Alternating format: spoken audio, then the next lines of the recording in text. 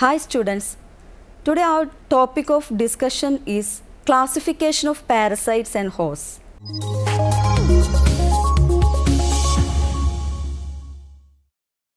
In the previous module, we discussed about parasitism and the interaction of parasites with the host. In the present module, we will be discussing about the different types of parasites and hosts. As discussed previously, you may remember parasites are organisms that depend on another organisms in such a way that the latter one is negatively affected.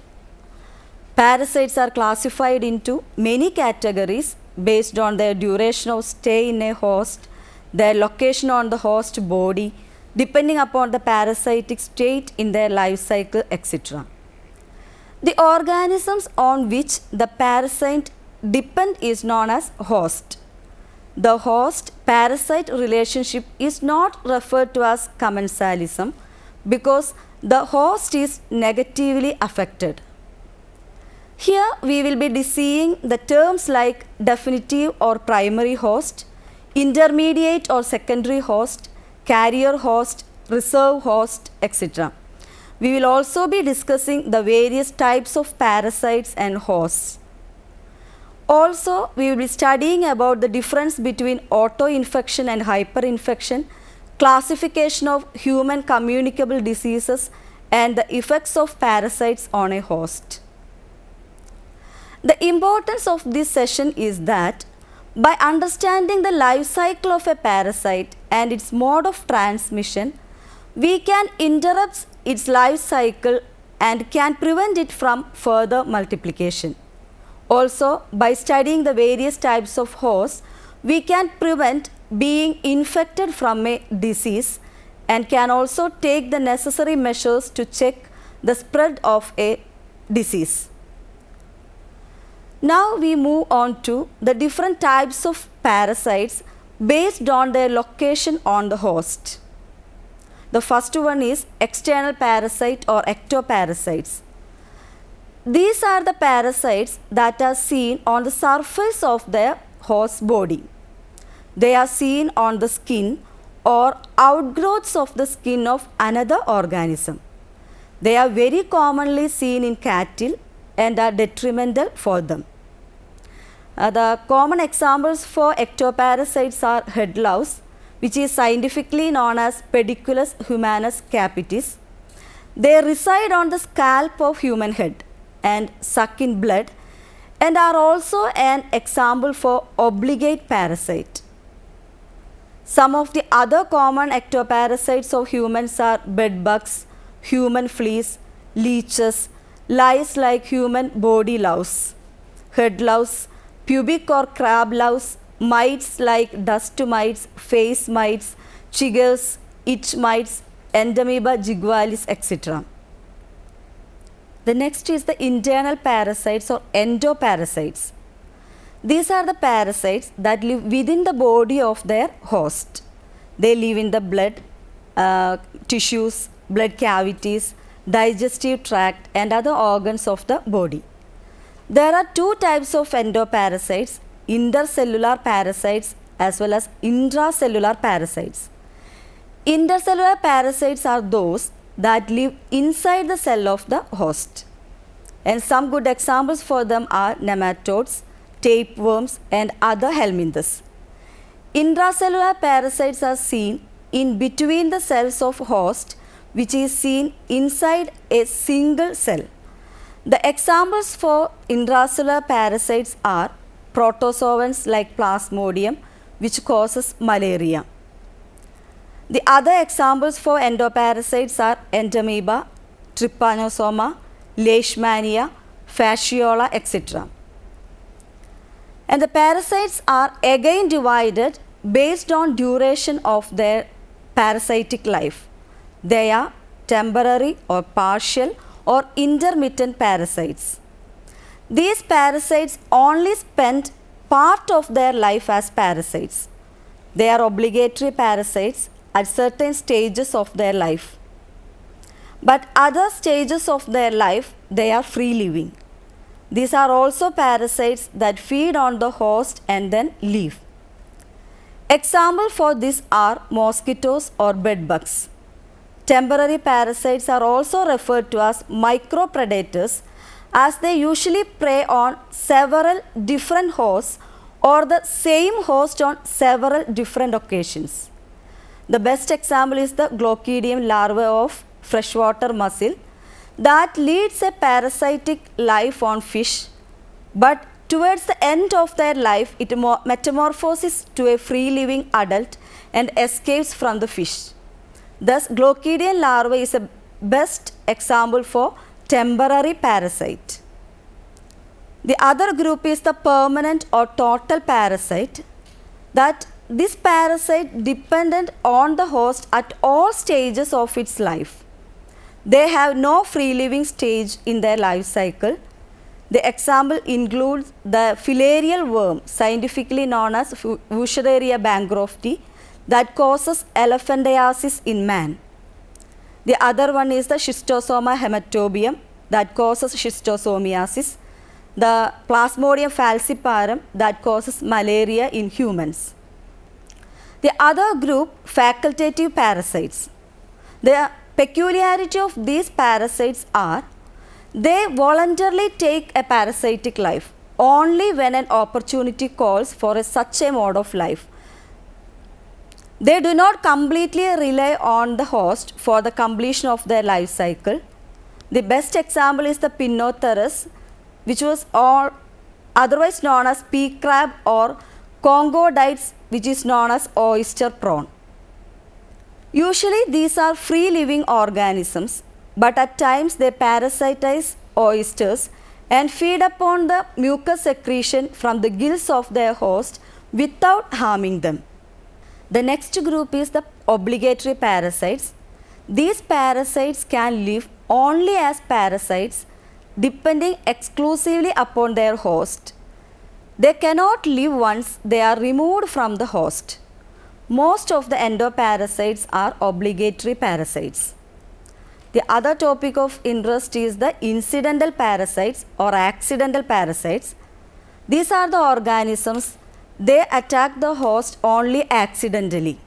Nematodes are the common example for incidental parasites. A nematode, that is a dog flea parasite, they can live in the intestine of a dog when it is inoculated into the dog's body by the flea. The other group is the erratic parasites, which happen to reach an organ or location where it is not usually found.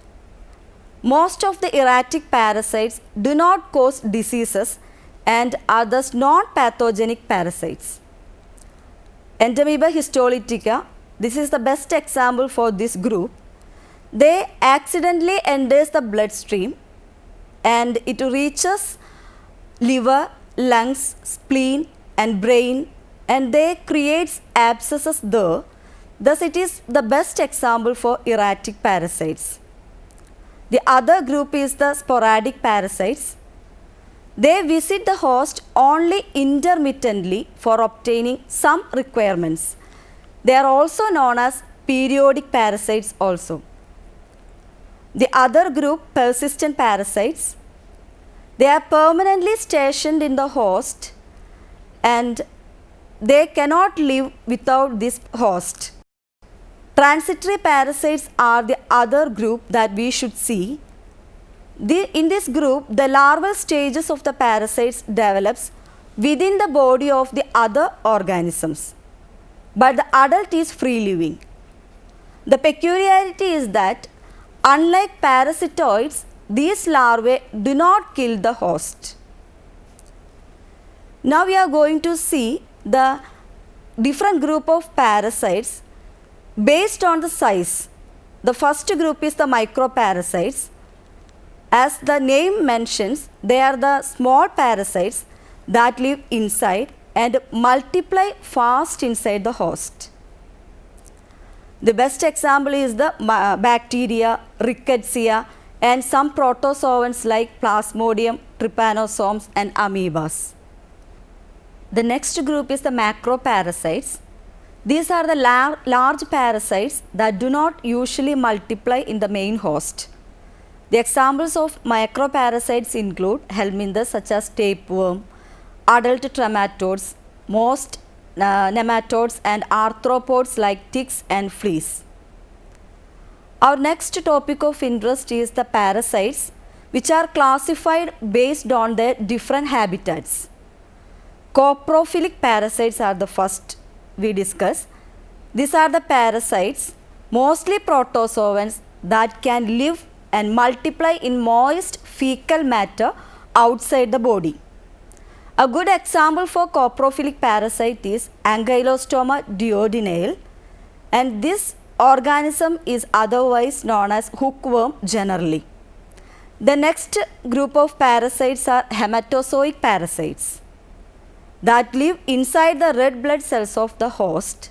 The main example is the Plasmodium falciparum that causes malaria in human. Next group is the cytozoic parasite.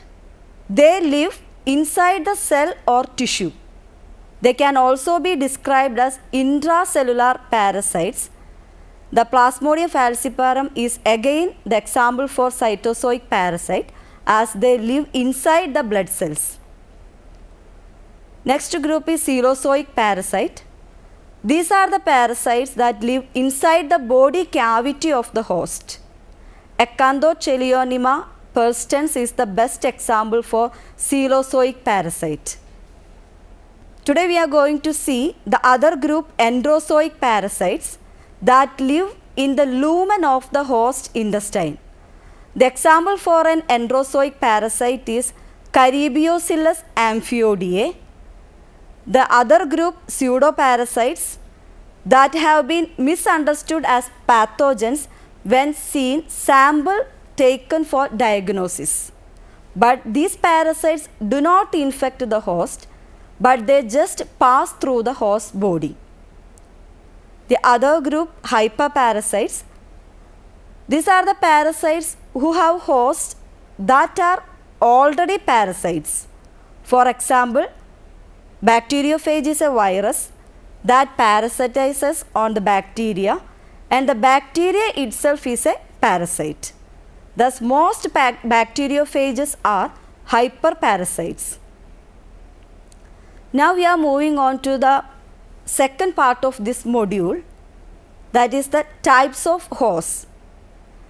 As parasites also, hosts can be classified into three major types. The first one, definitive or primary host. These definitive hosts are the hosts in which the parasite attains its sexual maturity and completes its sexual reproduction. For majority of the human parasites, human beings acts as primary host. Some parasites use primary hosts only for the completion of their sexual reproduction. The peculiarity is that formation of zygotes always occur in the primary host. The tapeworms are the best example in this group. These eggs are laid in the intestine and they are transferred to the external environment through the fecus. The eggs then enter the intestine again, they hatch out, and the larvae from it develop into adults which mature sexually and reproduces. The next group is intermediate or secondary host. This is the type of host which acts as a temporary habitat for the parasite. It provides essential environment for harboring the parasites for a few stages of their life cycle. The host mainly grows to attain sexual maturity. Commonly, the secondary host or intermediate host are acting as vectors. For example, in the case of Plasmodium, the sporozoites that enter the bloodstream of human due to the bite from a female Anopheles mosquito. They infect the liver and mature into merozoites that rupture the red blood cells of human. The merozoites are the cause of malarial disease. Thus, man is the intermediate host or secondary host of Plasmodium. The third group of hosts are paratenic hosts. They are otherwise known as carrier hosts or transfer hosts, and they serve as carriers of the parasites until they attain the primary host. Paratenic host is very similar to an intermediate host, but the pathogen does not compulsorily require paratenic host for their growth. The parasites can be seen in the paratenic host in large numbers but in immature forms. The other group of hosts are reservoir hosts. These are infected hosts that act as source of infection for other hosts. Thus, the parasite is transferred from infected host to another infected host. The parasite in the host usually infect the other host. For example, in Malaysia, a filariasis is transmitted from human to other humans through vectors like mosquitoes. The mosquitoes also affect cats and monkeys. The infected cats and monkeys act as reservoir hosts for human hosts. A reservoir host can harbor the pathogen indefinitely for a long time without any side effects. The other group, incidental host, they are also known as the dead end host because they do not allow the transfer of the parasite from one host to another. Because of this, parasites cannot complete their development. For example, Echinococcus canine, it is a tapeworm that infects dogs and their primary host is dog. So when it enters into man accidentally, it cannot be transferred from human to dogs, and thus the parasite cannot continue its development and it dies. But this parasite can also cause serious diseases in man, though it is unable to mature and multiply. The other portion of this module is human communicable diseases. The human communicable diseases can be classified as anthraponosis, zoonosis and sapronosis. The anthraponosis is the diseases that are transferred from one human to animal via contact or other methods. These diseases are infectious, in which a disease causing agent which is carried by a human is transmitted to an animal. Such transfer of a pathogen may cause the same or a different diseases in animals. Usually the method of contact is by touch, so this is a skin to skin transmission. Examples include rubella, smallpox, diphtheria, gonorrhea, ringworm, etc. Other examples include leishmaniasis. It is both a zoonotic and anthraponotic disease. The other one, influenza or measles, that causes to many primates. The tuberculosis, which is both a zoonotic and an anthraponotic diseases. Now we are going to see zoonosis. These are the diseases that are transmitted from vertebrate animals to human. These diseases are also infectious diseases that are spread from animals to humans. Often zoonotic diseases are caused by harmful germs like viruses, bacteria, parasites and fungi. Animals may appear to be healthy even though they may be acting as carriers of parasites that can cause diseases to human beings. Every year, tens of thousands of people are being affected by these zoonotic diseases, and it is believed that every new infection that arises are zoonotic. It is estimated that 3 out of 4 infectious diseases emerging per year are zoonotic diseases. The chances of getting sick by zoonotic diseases is equal in all age group of human. But the children under the age of 5, adults older than 65 and people with weak immune system have more chances of severely being affected, and the zoonotic diseases can be fatal in them. What are the precautions to avoid zoonotic diseases? The first one, always we can wash our hands after being near and along an animal. Wash your hands even if you didn't touch the animals. This must be done in clean water by using soap, or we can use alcohol based soap or swipes to clean hands after being in contact with animals. Stay safe while playing or petting your pets. Prevent mosquito, ticks and flea bites. Become aware of zoonotic food and handle food carefully. Always ensure that uninfected meat is being utilized for cooking purposes. Avoid bites and scratches from animals. The other group of communicable diseases is the sapronoses. These are the human diseases that are transferred to human from any of the abiotic environments like soil, water, decaying plants, animal carcasses, etc. Typical sapronotic agent carries saprophytic content or parasitic content. Typical sapronoses are coccidiomycosis, histoplasmosis, aspergillosis, etc.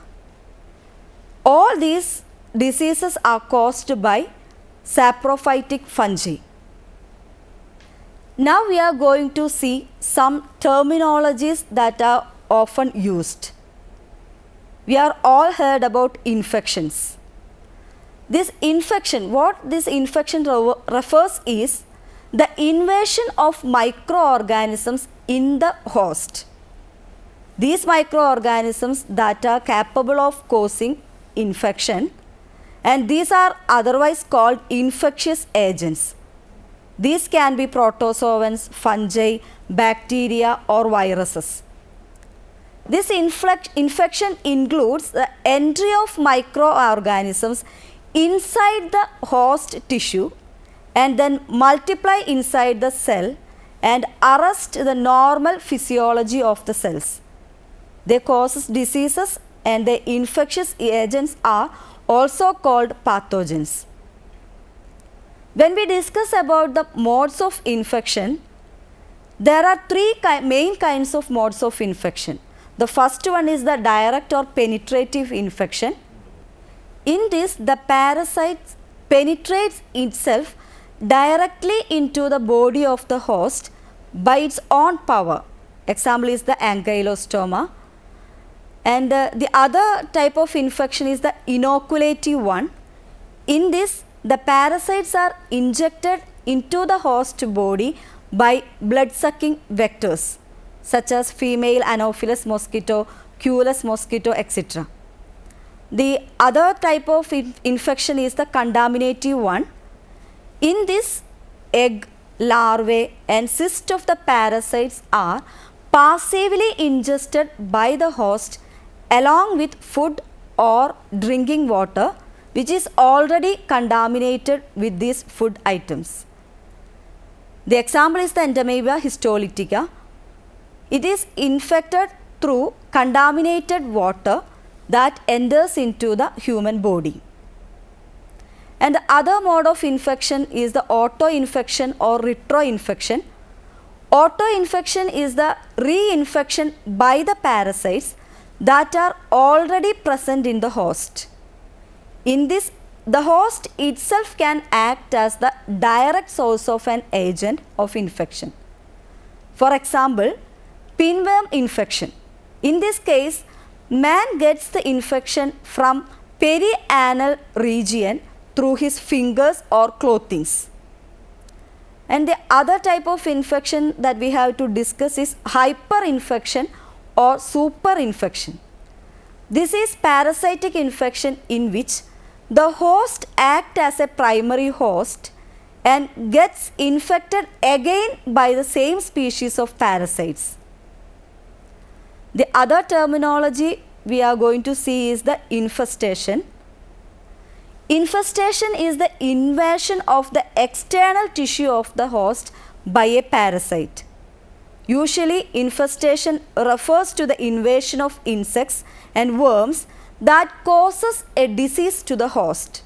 The common insects are mites, ticks, fleas, or lice. The worms that cause infestations are roundworms, pinworms, flatworms, or other helminthes.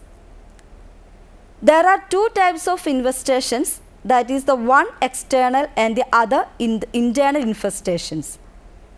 This is the reinfection of a host by the parasite that is already present in the person.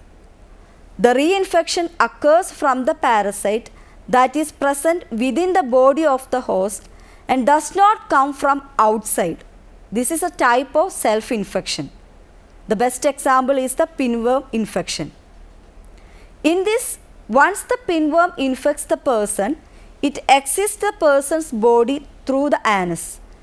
At this time, the egg will be deposited in the perianal skin folding. The eggs hatch there itself and causes irritation. As a result, the host scratches the region and the eggs gain access to the hands and enters the person's alimentary canal, causing the infection again.